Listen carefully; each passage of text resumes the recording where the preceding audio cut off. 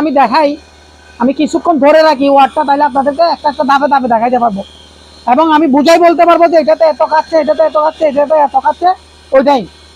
তাইলে আপনারা ওয়াটটা দেখতেছেন এখন আমার এটাতে খাইতেছে যে 431 ওয়াট, 32 ওয়াট, এম্পিয়ার 6 এম্পিয়ার 0.06, আর ওয়াট ভোল্টেজ হচ্ছে যে 31, 4563 আরপিএমে ঘুরতেছে এটা, 4563 আরপিএমে ঘুরতেছে।